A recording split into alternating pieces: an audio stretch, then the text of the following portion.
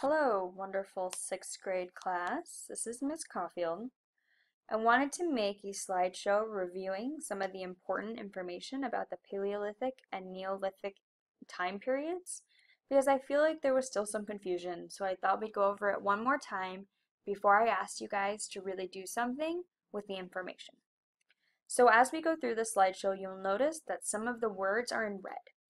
These are the words that go into the worksheet I have handed you to take notes on during this little video. So if a word is red, look for where it goes in the worksheet. Let's begin. The Paleolithic Age was the time period before the Neolithic Revolution. This lasted from about 7,000 years ago to 800 BC, which was about 10,000 years ago. People got their food by hunting and gathering. If you need to pause the video now to put in the red words into the worksheet, do so. In the Paleolithic Age, they ate food from the wild, or wild food. They got this food by hunting wild animals and gathering wild plants, seeds, nuts, and berries. Let me repeat, they got their food from the wild. This is an example of some of the foods they may have eaten in the Paleolithic Age: wild vegetables, roots, berries, nuts, and hunting wild animals, anything they could find in the wild. Paleolithic shelters were temporary shelters because during the Paleolithic Age, people were constantly moving. They were constantly moving, therefore, their shelters needed to be easy to move or easy to make. This is an example of what a Paleolithic shelter might look like. Please pause the video here and draw a picture of what a Paleolithic shelter might look like. Movement in the Paleolithic Age was very often. People moved all the time. This was because they had to move to find food. This also meant that they stayed with small family groups of around 20 to 50 people.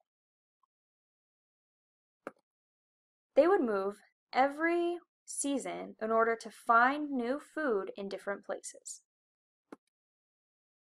During the Paleolithic Age, in societies, everyone had the same job. It was everyone's job to either find or process food. This meant everyone in society was relatively equal, meaning they all had the same job and status. In this picture, you can see various people doing different jobs: a woman processing food, a man going out to hunt, and other people gathering food from the wild. Great job! Now we're going to review some of the Neolithic aspects and terms and concepts. The Neolithic Revolution. This was when people all over the world developed agriculture. Agriculture means raising crops and animals for human use. This allowed people to begin growing a surplus of food. Remember, surplus means more than what was needed for survival, or extra food. This is an example of what a Neolithic settlement might look like. Domesticated sheep, dogs, we have domesticated wheat growing on the floor, things like that. In the Neolithic Age, which was the period after the Neolithic Revolution, people no longer hunted and gathered for their food. They grew domestic food and raised domestic animals. This means their food came from farms located close to the village, not from the wild. As you can see in this picture, there are plows with two domesticated animals working in a farm. There are also domesticated sheep very close to the village settlement, so their food was right on hand instead of having to go look for it. In the Neolithic Age, people began settling down in one place. This was because, as I stated before, they no longer had to move around to find food. It was right by their village. Because of this, people began building permanent shelters. This is some examples of what more permanent shelters might look like. Please take a moment and draw a picture of what a permanent Neolithic shelter or village might look like. During the Neolithic Age, people stopped moving around in search of food. Like I said, it was right by their village and farms. This caused the amount of people living in a single group or village to increase. Everyone wanted to live where there was readily food available. This also caused the size of villages to increase as well.